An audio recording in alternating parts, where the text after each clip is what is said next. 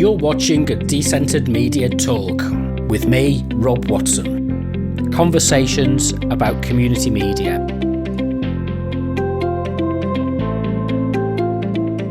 Visit decentered.co.uk or follow on Instagram and Twitter at Decentered Media.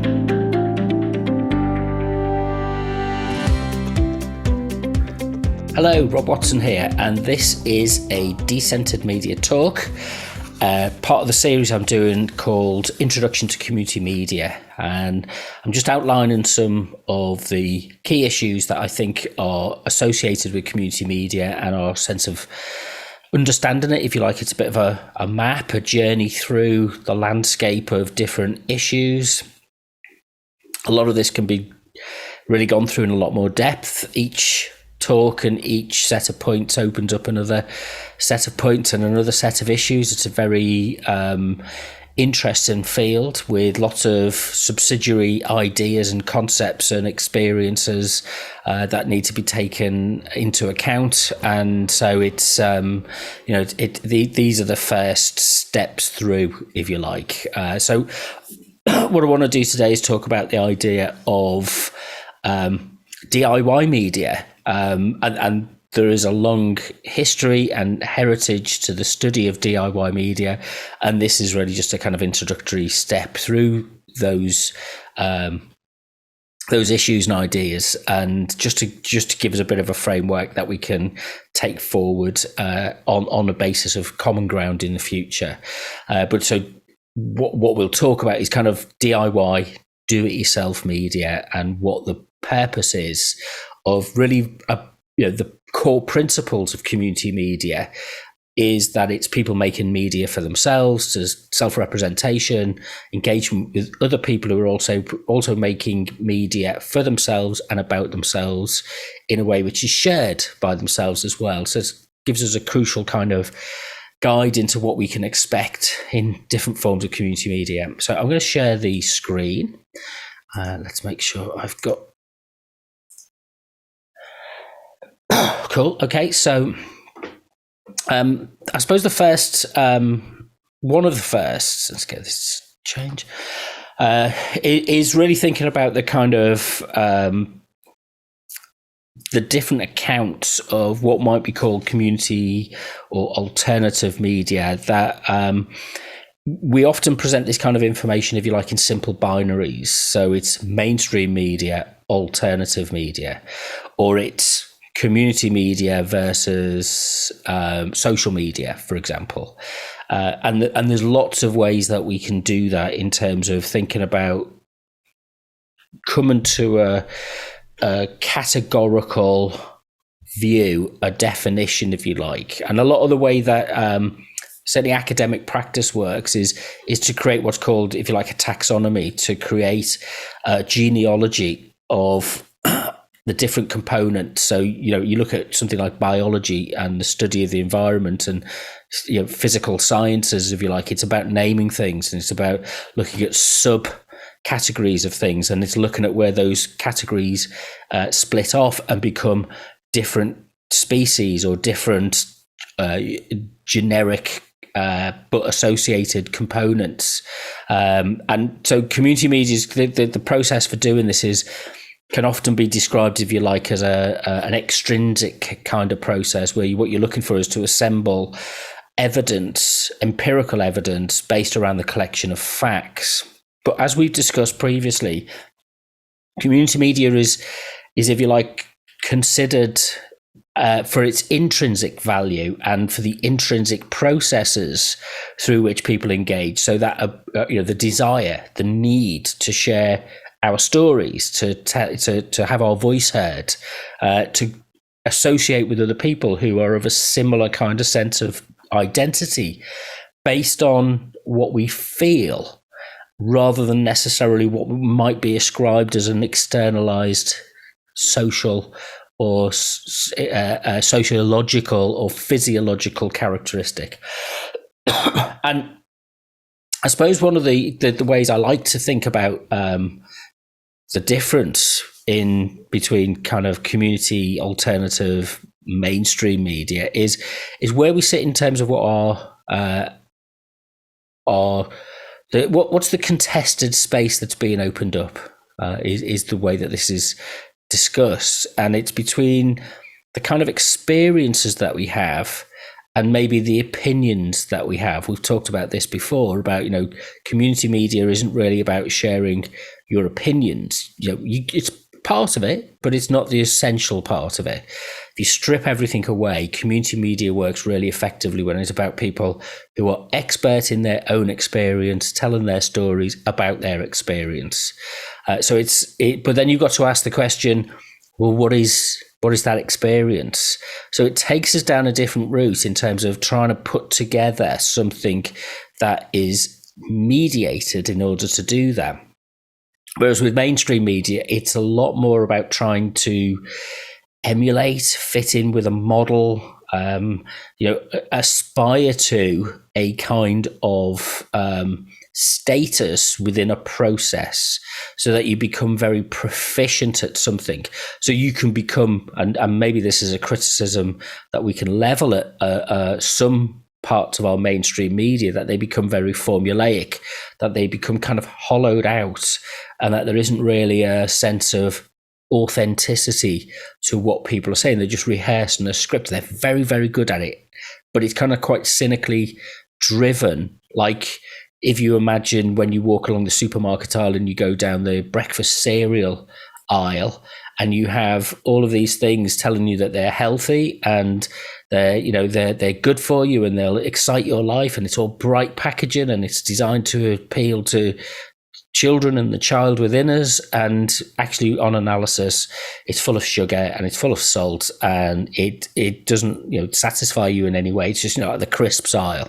There is no sense of nutritional value to it. So I think, for me, the way I like to think about community media is it's the contested space where we're thinking about what the nutritional value of our media is. And that's not an easy thing to do. And it's easy to trivialize some aspects of our community media and our mainstream media and kind of dismiss them. And I'm guilty of that on many occasions, but we're trying to find out, what is it that people value in the act of communication that makes us better people? So it's not about what we get from it. The adage from the name escapes me. I'll remember it in a bit. But it's not what we get for something; it's what we become. So there's a value attached to community media, and I think the value is prioritized of what individuals and what groups get from their media become, more than what they what they become rather than what they get for it. So anyway, there's a long tradition and history, and there's a lot of work done on this in academic communities, and there's many scholars have worked on this in terms of looking at what those alternative spaces are, and we can trace this. Typically, we trace this through things to do with our popular culture, like music, or football is a good example, or politics is a good example, where we're creating that intersection of contested space, where we're trying to map out, whether it's our social identity as non-mainstream people, or we don't see ourselves as being part of the mainstream. How is that expressed? Well, we can wear certain kinds of clothes, we can adopt certain kinds of fashions, we can listen to certain kinds of music. It's a kind of posture that we use to describe ourselves and explain ourselves to the world. We hang around with people who are of similarly minded, who like similar kinds of music. So it creates a space for people where other things can be expressed that aren't just expressible in the mainstream public sphere, public space. Because there are things that need to be said and need to be discussed and need to be understood that do step outside of what the large mainstream of people are doing and thinking. If you think of our newspapers, obsession with celebrity, sports, certain forms of politics, cars, whatever it is, it's as if those spaces are the only thing that people can think. and they're very well crafted through market analysis and through long-term engagement with they understand what drives the indignation, if you like, of their readers. But there needs to be space outside of that. There needs to be space outside that for experimentation, for people who feel disenfranchised from the mainstream to connect with other people, to share and express themselves in a way which goes beyond and allows for, it goes beyond what we've already got, and it creates a space and opens up a space for renewal. And we do this with art and photography. Our culture is, kind of British culture, for example, and we'll look at an example of this, has been driven by this need to create alternative cultural spaces through popular music, for it particularly. But there are other things that we can do and other ways that we can approach this, not necessarily just kind of regurgitating the kind of punk ethic and things like that. But also alternative media has grown up now to signify a whole kind of set of values and operational practices on platforms like YouTube, where you have people speaking out against dominant mainstream official views, to the point where you've got the kind of QAnon conspiracy theorists. You've got the controversy over the last couple of weeks about the podcaster and YouTuber Joe Rogan, and spaces that were once marginalized for what would have been seen as fairly marginal views have entered into the mainstream space now because of the diversification of our media. And I found this clip from a couple of years ago, which is very interesting because it's very if you look at some of the, certainly it's taken its model from some of the American alt-right commentators, some might say agitators, to present a new style program using YouTube and using basic camera work. And it's a few years old now, so it doesn't have a lot of the sophistication that many people now have to present their podcasts and YouTube videos as if they are produced by large-scale international media corporations. This is interesting, but you see all the standard expressions of alternative media are in here. So let's have a quick look.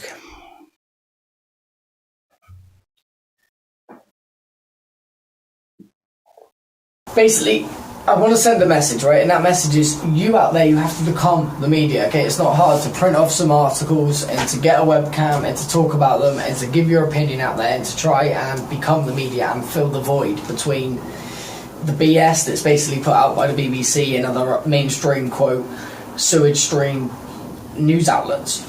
Or to become the media yourself, or to at least engage and tell people about good places where they can find news. And drudgereport.com, infowars.com, WorldNet Daily, Daily Express, Daily Mail, these are just a few of places where you can zero hedge. There's a load of them, ladies and gentlemen. And TNTV, I hope to just be one of those focal points to say, look at this, you don't need to remain with liars. Okay, you don't need to be lied to over and over and over again, and there are alternative medias out there that do actually care about you. Okay, so before this, I want everyone to realise this is a hardcore news station, so let's roll some footage right now that Western media has not shown anybody, basically. Death is the sentence. I mean, look, there's nothing to be embarrassed about this. Death is the sentence. Okay, I'm not going to play the clips, the full clips, but I think one of the things that's really interesting and powerful with this is the kind of sense of, this is a serious news program. There's a map behind me. I'm in a suit. It's got an earnestness to it, but the reference points are the Daily Mail, the Daily Express. So there's a kind of certain kind of politics being articulated here. Whether you agree with those politics or not, there's a certain kind of politics that's being articulated, which is, over the last, decade has come to the fore now in terms of the way that we contest and play out our politics. So it's one form of alternative media as a kind of political expression. And now many people, figures like Owen Jones now has his own TV, what we call TV platform, his own YouTube platform, where people subscribe, and he articulates news reports that he believes that other news networks, including his employer, The Guardian, doesn't cover. You have organisations like, Byline Times, and Bywire News. There's a Novara Media. So both from a left-wing and a right-wing perspective, there's an attempt to use alternative news, so that which you don't see on the mainstream news broadcasts, and create a space for that. And primarily the kind of idea of alternative media is to argue for social change and to bring in, there's a populism to it. We're speaking to the citizens directly, and it's not mediated by the elite, whoever these elusive elites happen to be, and that there's an innovation that goes on in the format of the programs.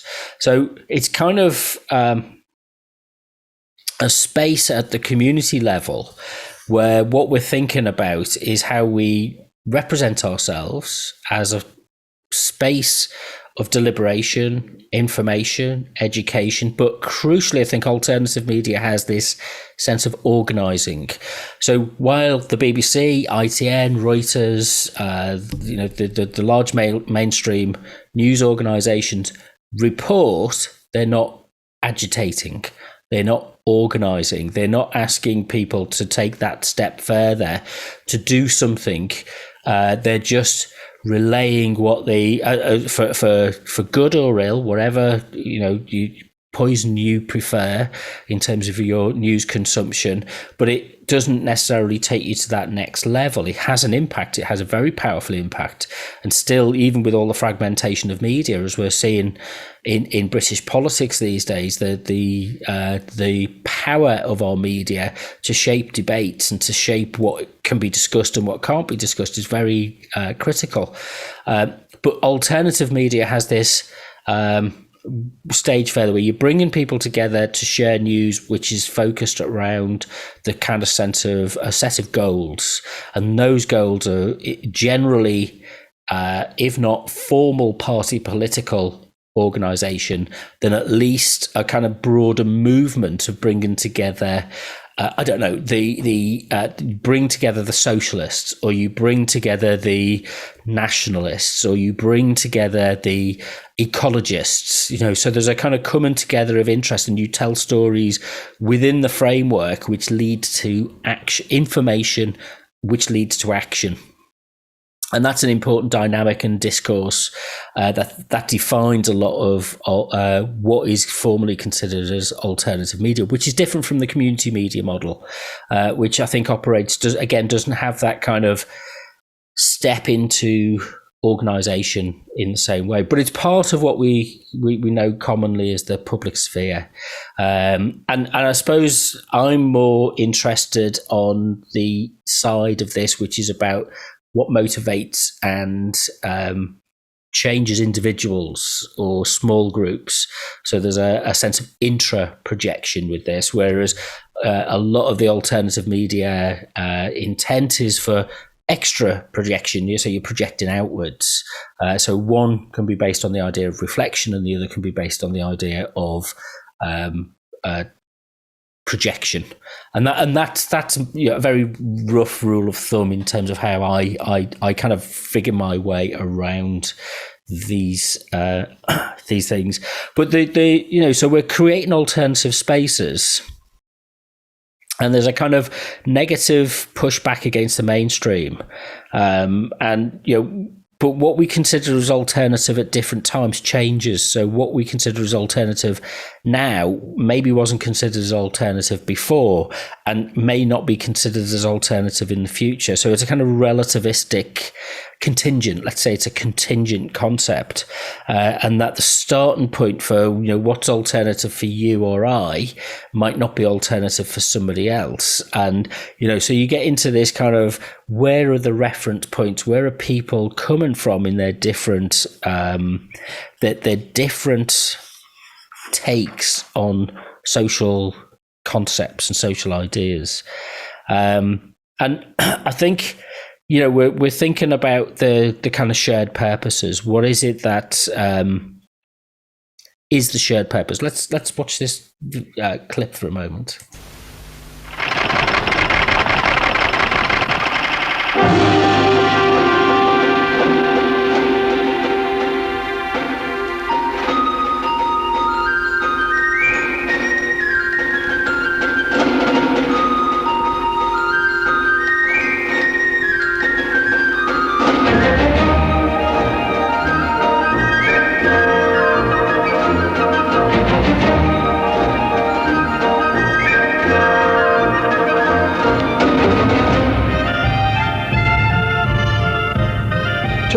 Punk mag runs into row over four-letter language.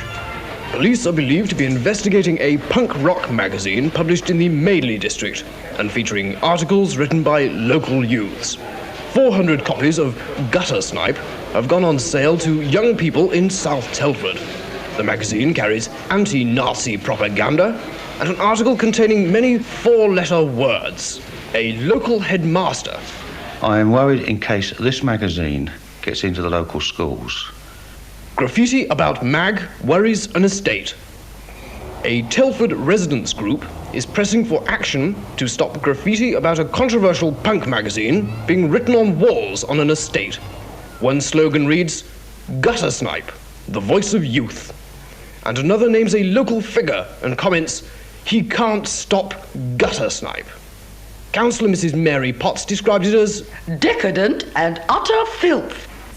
So, it takes me back to kind of when I was young, and the kind of controversy about Mary Whitehouse and what the papers say was a fixture, and it was very much what the Fleet Street model of news brought about. And this was from the BBC community unit, which was about articulating a voice for on this occasion for young people who are punks and producing a fanzine. And so it's that kind of, that's typically one of the roots of, if you like, what we think of, or I think of as alternative media, is this kind of really based in, kind of low budget printing. So it's a photostat. It's turned out on a copier with screen printed graphics, and it's made without before computers came into desktop publishing, and there's no it's pre-internet, and the only way that if you wanted to articulate and connect with other people who were interested in the same kind of things that you did was to maybe make a fanzine and stick it in the local record shop or the local library, and annoy some of the older people in your community. But it brought this particular group and many other groups of young people together. So the notion of DIY media is very much about non-professional media, do it yourself. I grew up with the program, or what was it called? It was Why Don't You? Why don't you stop watching the TV and go and do something more interesting instead? Which is kind of a television program telling you to stop watching TV and go and do something.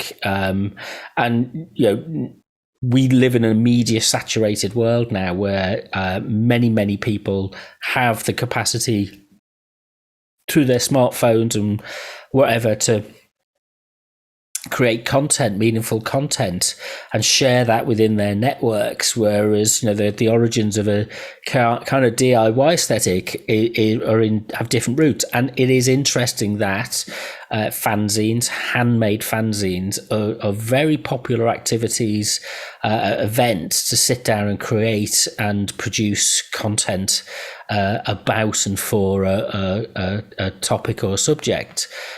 Because it kind of unplugs you from the electronic world as well. Open your eyes. Oh my gosh. Oh, that is Talk about a change. Oh, it is different. Oh, that is... What can I say? I'm speechless. I'm speechless. Yeah, I like that side more than that side. Well, this is all of it. This is supposed to be your kind of chill-outy zone up Wow, here. it's Right. something else, I tell you. I was not...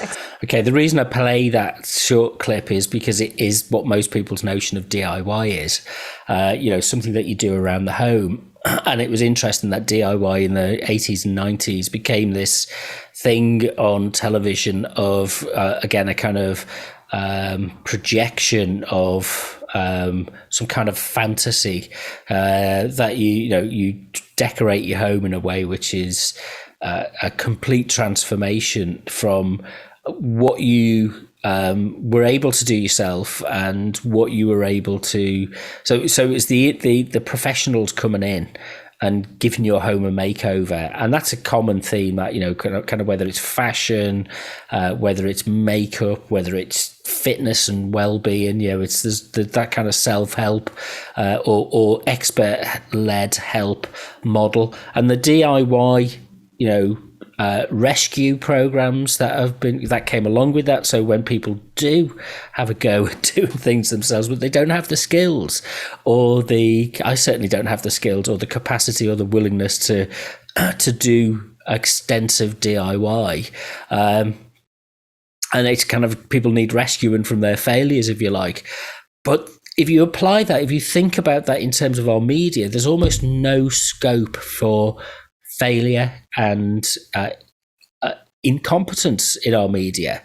And we're often presented media which is so slick and so smoothly produced that it becomes anodyne, and it becomes like a flat pack that you get from your local IKEA store or something, where it's generic, where everybody has the same item, where it's easy to assemble. And don't get me wrong, I'm not against these things. It's just in the context of a world where we're supposed to be expressing, acting as individuals, maybe to an extent of kind of dysfunction, but as individuals, we're not able to create something, a space around us, which is unique to our sense of individuality as an expression of ourselves. So the DIY ethic of media is related to this idea of self-expression, and that it's about doing things on the basis that you are an individual who has a certain level of skill, but you're having a go, and experience tells you where your limits are with these things, and this applies. I think it applies to our media.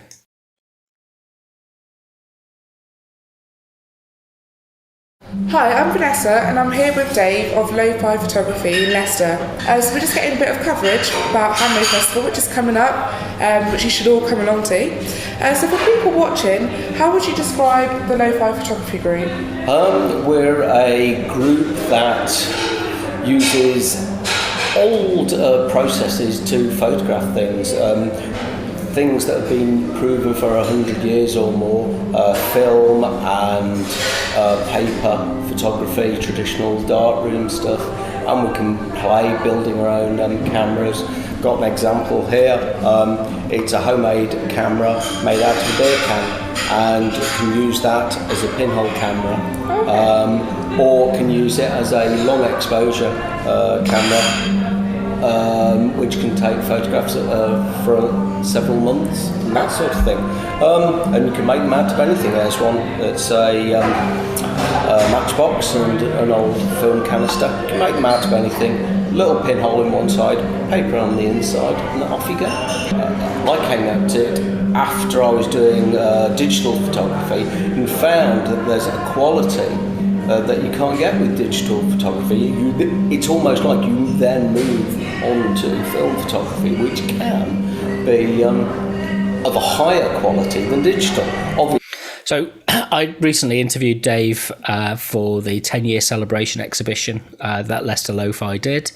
And it really is about, this idea of kind of stripping away the technology and going back to some of the basic processes of capture, photographic image capture, and using some really fundamentally basic techniques of, not having to have sophisticated cameras and expensive digital equipment in order to capture something which would be meaningful. And a lot of it about kind of the lo-fi ethic, and there's a strong sense of lo-fi music which is runs parallel to this. And photography, you get the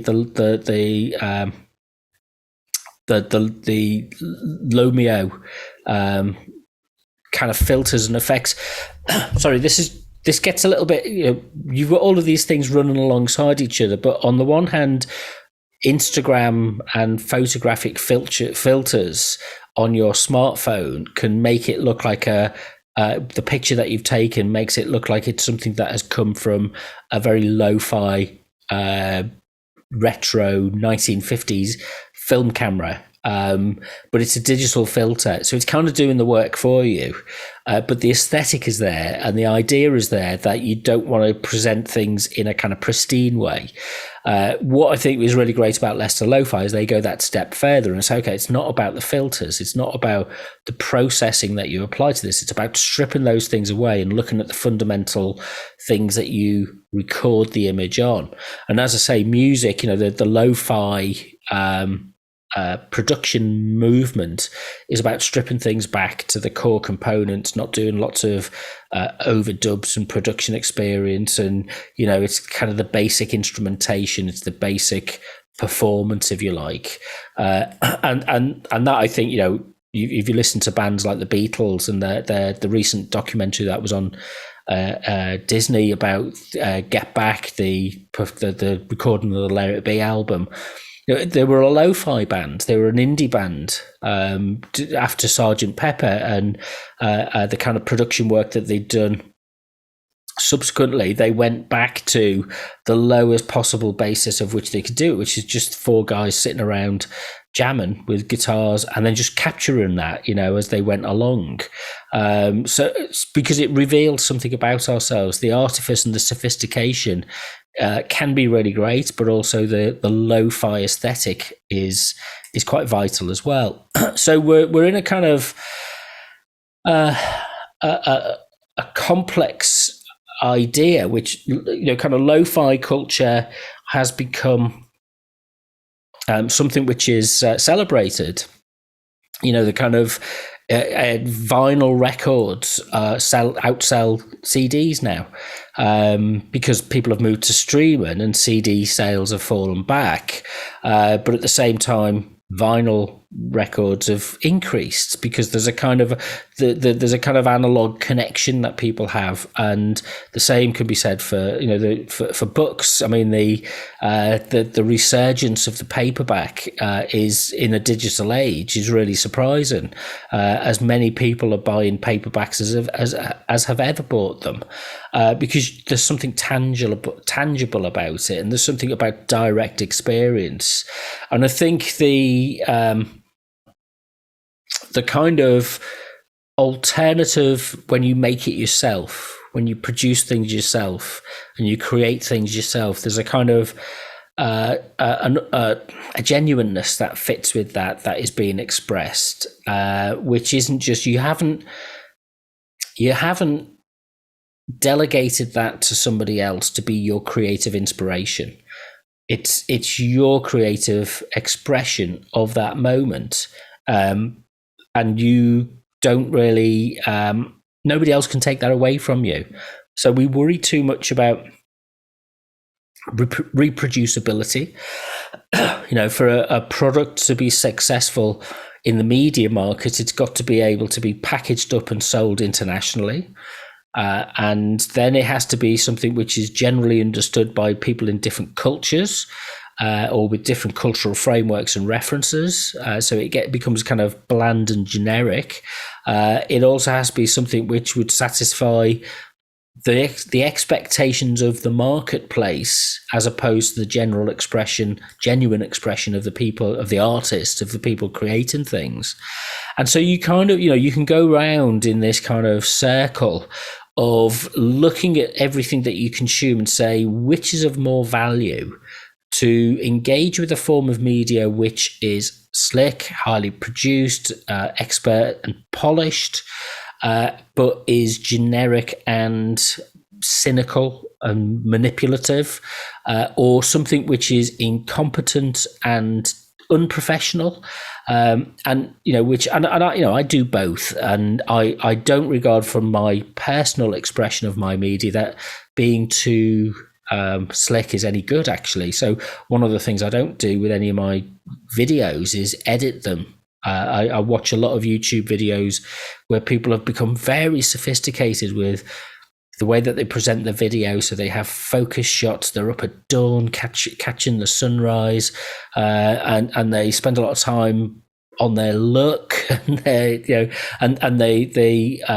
drone shots and time lapse shots. And then I kind of think the best ones I like are the people who are just walking around with a camera having a chat, and just pointing things out and being themselves. And we live in a world of over projection, and for me it's about pulling it back and finding what it is that is your point of expression, if you like. But does that mean that you're going to sell anything? Do DIY fanzines, home produced media, does that sell very well? No, not at all. It's a passion project as opposed to it being a mass market project. So you've got to balance out that kind of independent creative mindset, which goes against the grain. But what you could be is a leader in the field. You're pulling something together which is about a personal expression, which introduces new ideas, which the mainstream, it's part of that, creating that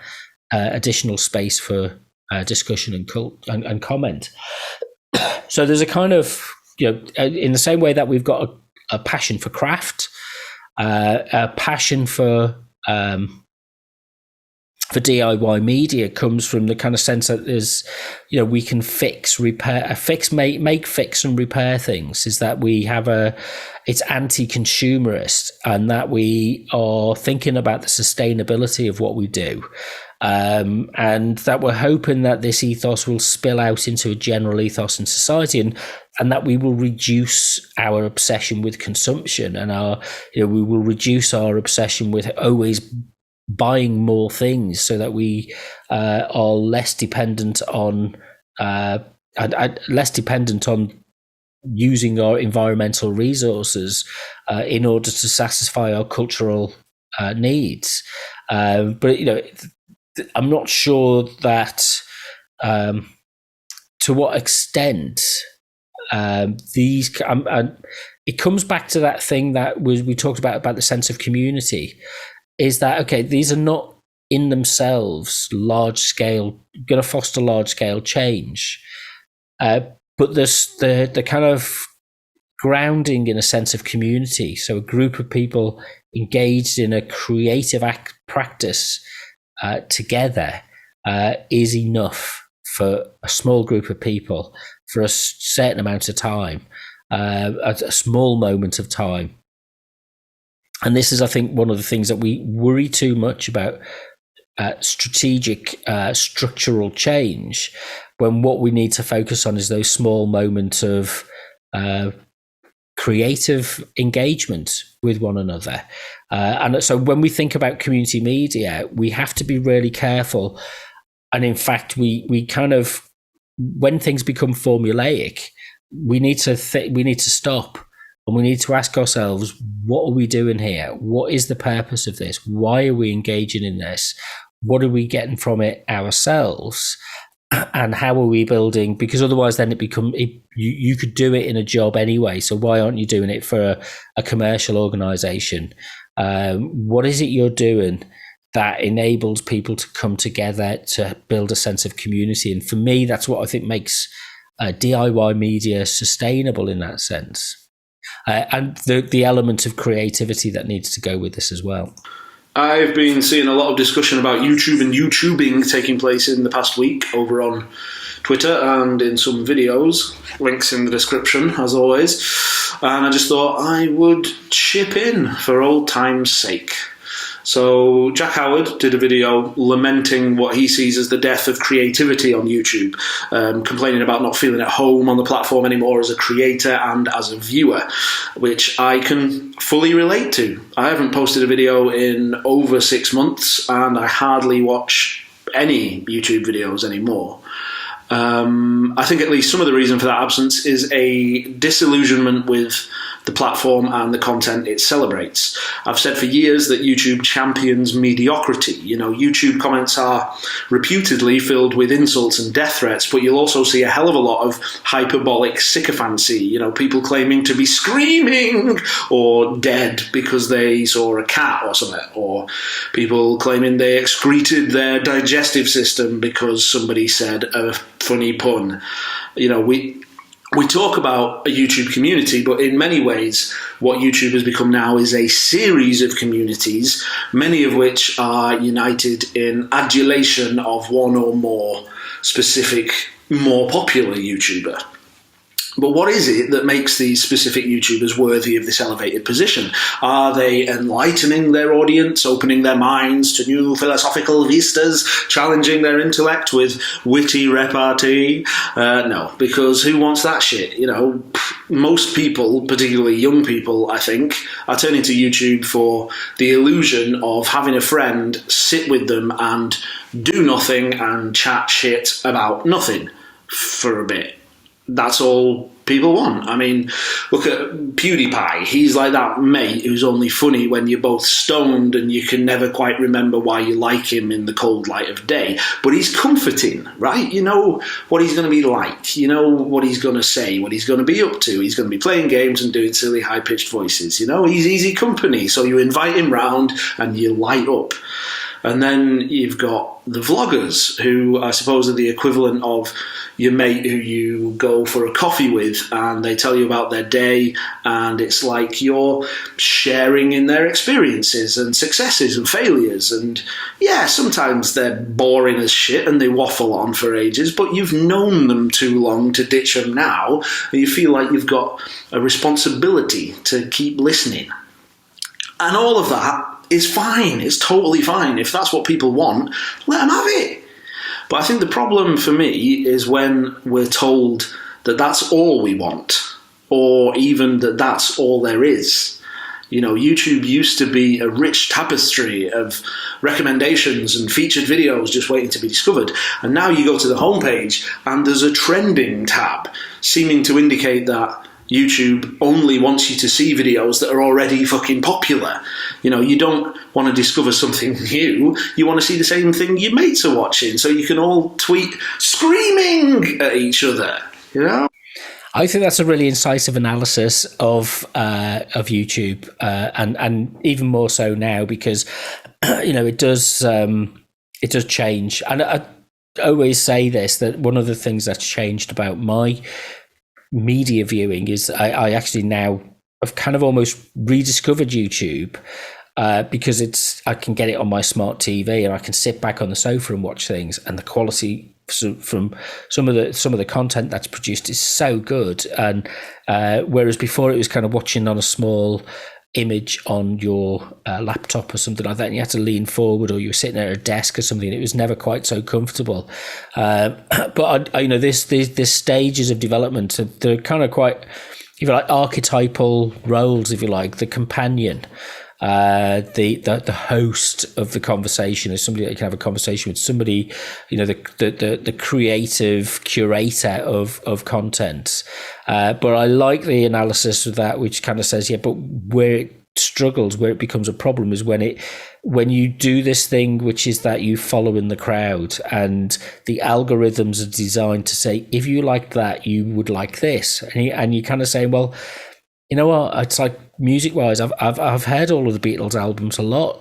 Give me something which is different, but it keeps coming back to you. It's saying, if you like the Beatles, well, you like the Rolling Stones, and if you like the Rolling Stones, then you'll like this, and you kind of, it just tells you more of what you've got. So, and it's very responsive these days. So if you watch one video about something, then it'll give you 10 more of them as well. It's like kind of, okay, you've got to find a way of pushing back against that, and it's designed to do that because they figured out from looking at the numbers that's how large scale viewing works.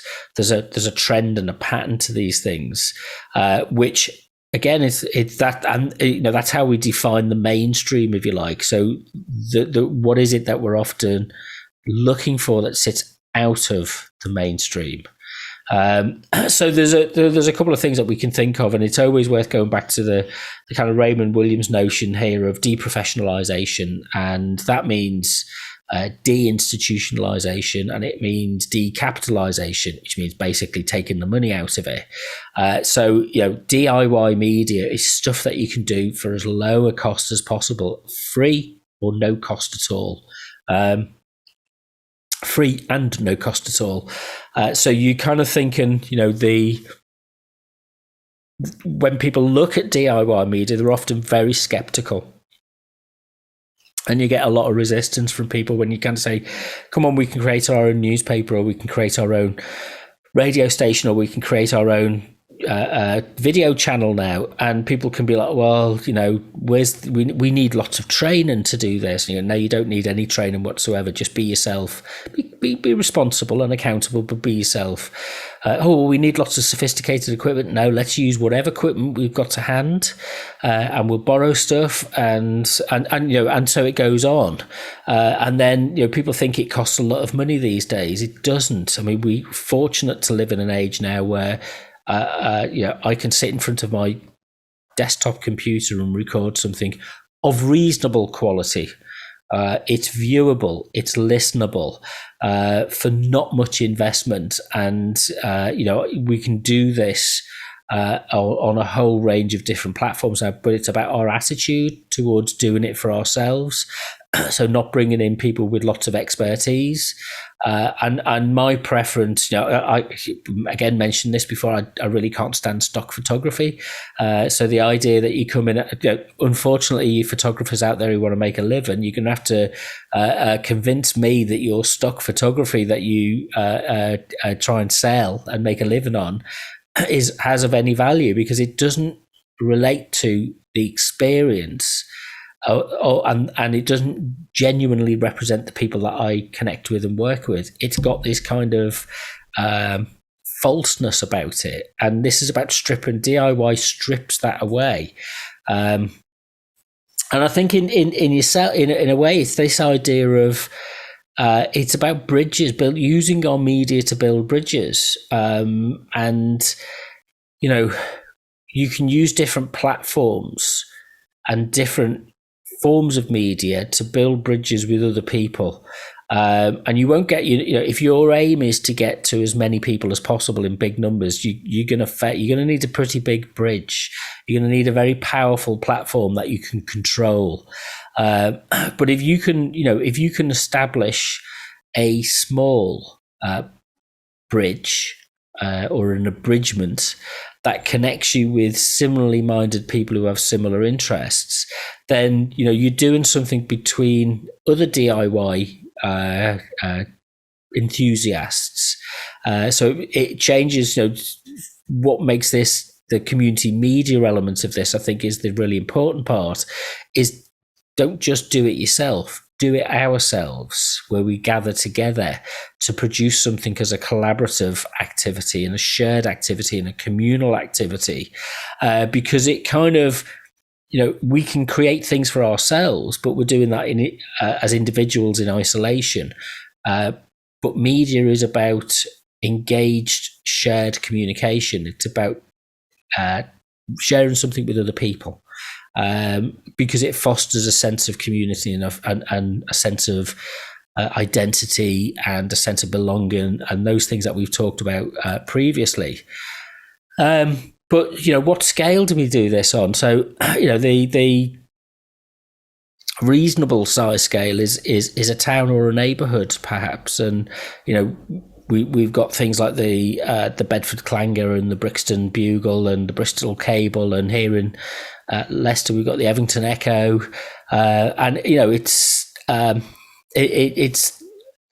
hopefully none of which are aiming at mass circulation, but local circulation, and it's quality, not quantity, and it's about local experiences, and it's about being able to bump into people in the street and have an engaged conversation with them where you are informed by the same kind of knowledge and information about what's happening in your local civic life. Things don't always have to reach to the national and the international level. Local is good, and I've not read it yet, but it's on my reading list. Is the government's white paper on levelling up, which was announced yesterday, which is the 2nd of Feb, so it's the 3rd of Feb today. And there's a section on this about pride in communities, but I did a quick search and there's no mention of community media, which is I'm used to it now. Nobody wants to talk about community media, so we've got to create our own alternative space.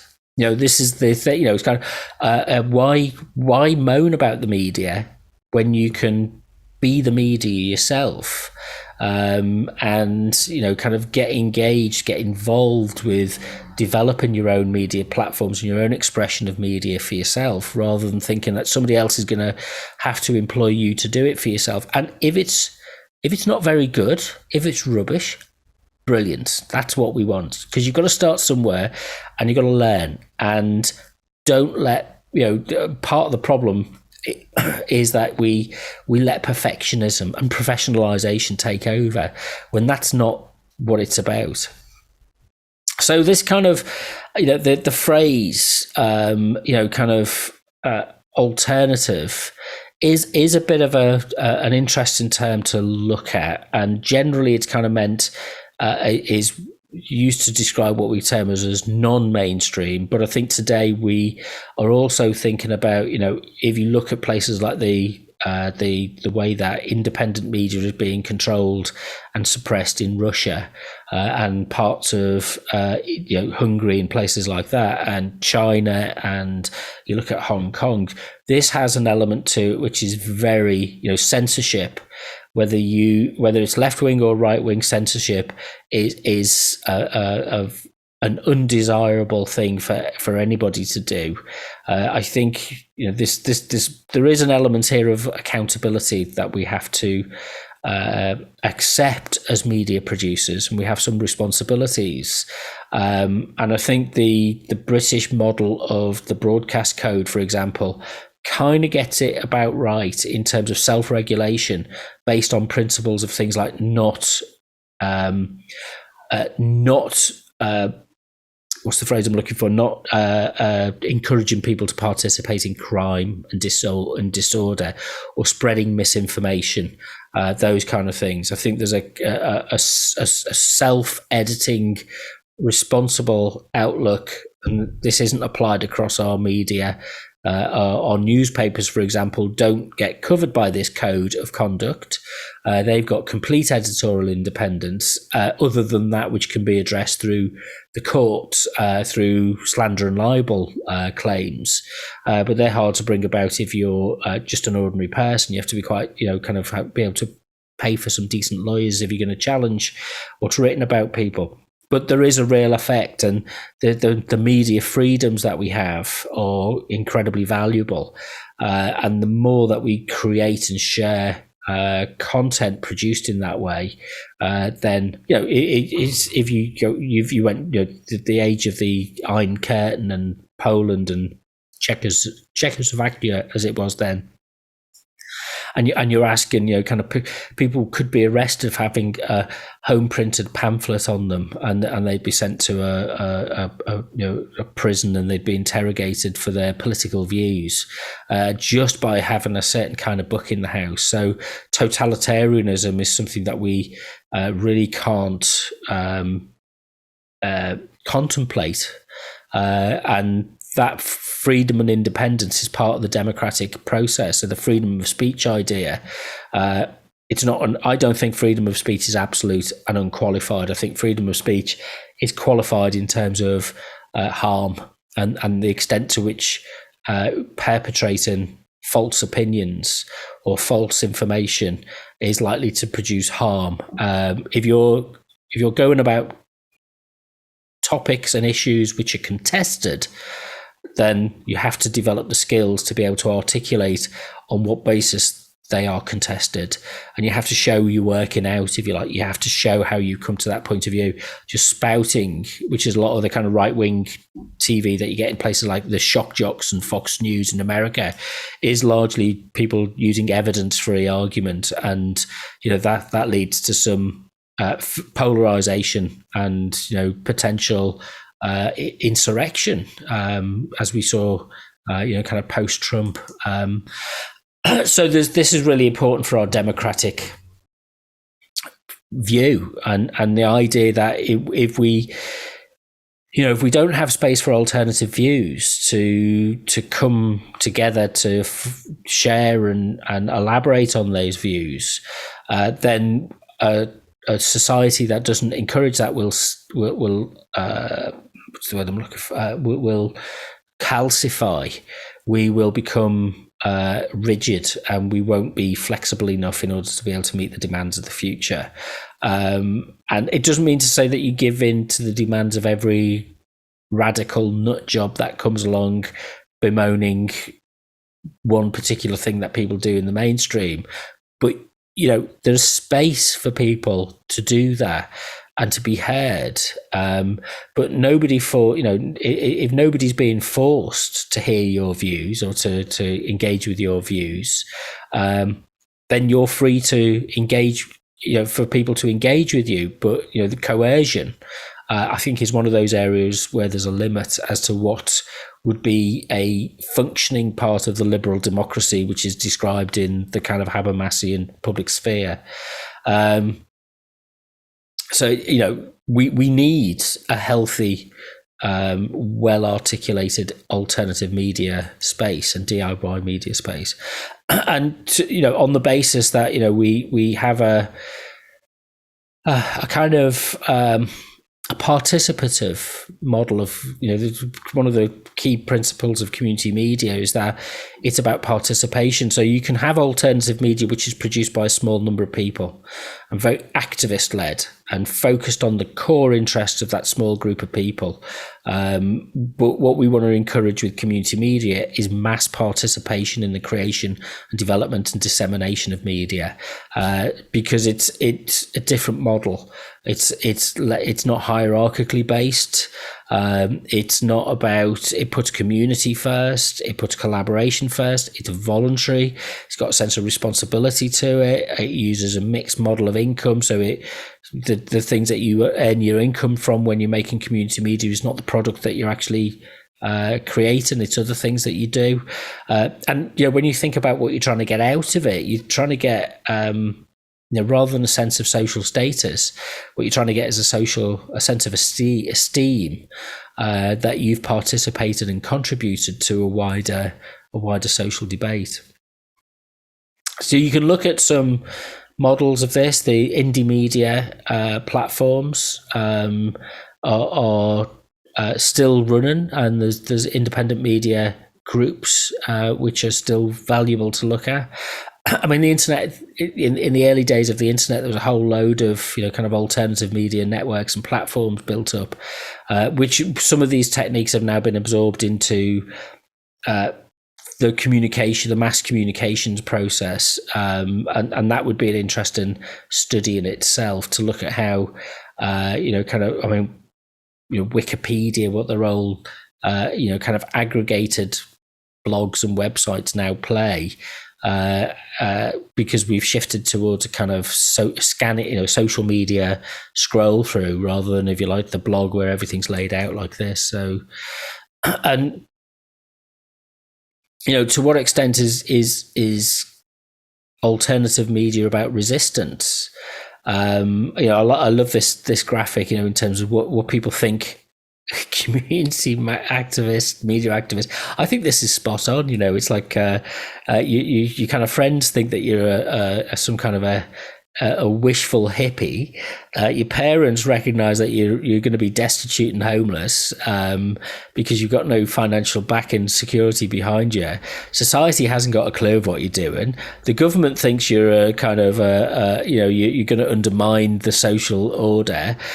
We think that we're kind of playing a part in a very elaborate media ecology, and what you really do is most of the time you're kind of frustrated, just kind of going from one issue to the next, where you're kind of trying to get your point across, and at what point do people come together to form a cohesive view? It's community media, alternative media. It is a patchwork of alternative views. There are, having any kind of sense of coherence, you're kind of missing the point. It's about it's the opposite of that. It's about the incoherence, and we should accept that and embrace that. Okay, so a number of factors, just to kind of start to get to the point where we maybe summarize, is in terms of what the alternative media model does is it opens up a set of spaces and ideas and issues where we can look at things. So technology, what do different technological platforms enable us to do? But at the same time, what do the alternative media practices that we need to bring along? So my experience is that when I produce radio content, it's kind of there's an element to it which kind of people think I should operate like their only experience is working. The BBC come in and do something with them, and I approach things very differently. I'm much more conversational, much more observational, much more embedded. I draw on my research background rather than a need to project my persona. But it's kind of, this fits in. This is important because if we get this right, then we can be part of the kind of the alternative DIY media mode is really important. It's part of social democracy. It's part of the decision making, the civic decision making process, and that we can focus on, looking at those things that we need to resist as, which we find are oppressive, or which, and if we think of oppression as both those things which push down on people, but also those things which stop people from reaching their full potential, then it's like, because that can be internalized with people, and there's this. So we go back to the idea of voice empowerment, and neglected perspectives, neglected people for one, neglected experiences, and neglected perspectives.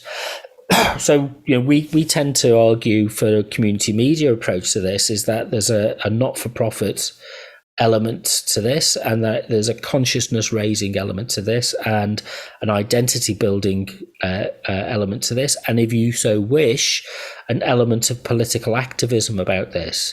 And I one of my thoughts is that the model that we change about our political communication and the way that our political parties communicate is if they engaged in community reporting and took on board many of the lessons from DIY and independent media, and did direct experiential-based, location-based reporting, then they would come to different policy outcomes. So a lot of the time our political process is informed by ancillary public relations and think tank filters, which give the government machine a biased view of what people's experience is actually like. And it's kind of, go and talk to people in their neighborhoods and find out, what's going on.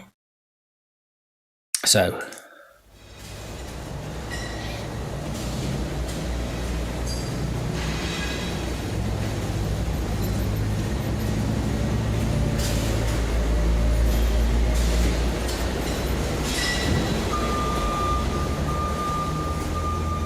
Economic democracy would mean that participants in economic institutions, factories, stores, universities, whatever they are, in fact in any institution, that the participants would decide on the policy of the institution.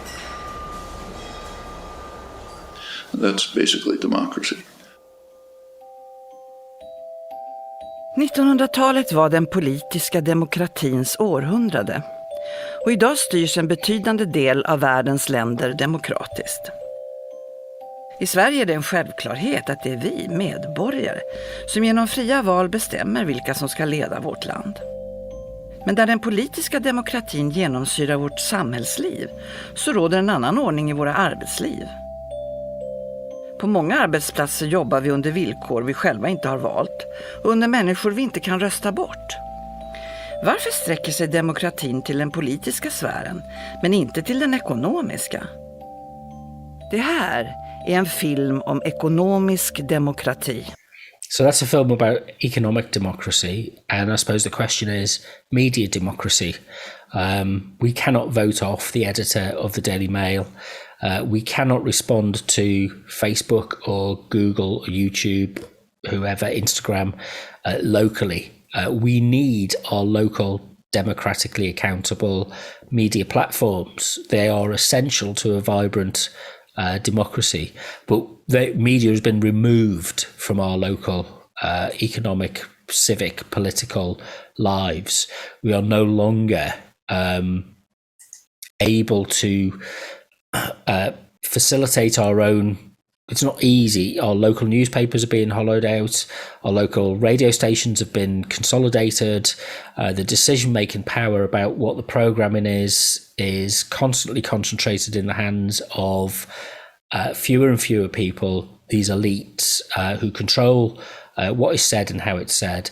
And we can create our own media. We can create our own DIY media, but we have to accept that it starts from the point where we are it's deprofessionalized, it's there's no money in it, it's decapitalized, and it's deinstitutionalized as well. And as individuals, we have to come to find a way of coming together to share our creative expression of our media, rather than waiting for something to be organized for us through, kind of policy groups or committees or wherever it is. Let's just get on and share our stuff. As I say, there's always a lot to think about with these ideas, and I've certainly not done alternative media justice. I know there is a huge reservoir of further study out there with internationally, kind of around the globe. There's an awful lot of work that's done on the study of what's considered alternative media. But the notes will have some references to the books and the links of the videos that have been played out. So keep thinking about what kind of content you're creating yourself, and keep thinking about who you engage with in creating that content, and we'll catch up soon. So until next time, thank you very much. You've been watching a Decentered Media Talk with me, Rob Watson. To find out more, go to decentered.co.uk or follow on Twitter and Instagram @DecenteredMedia.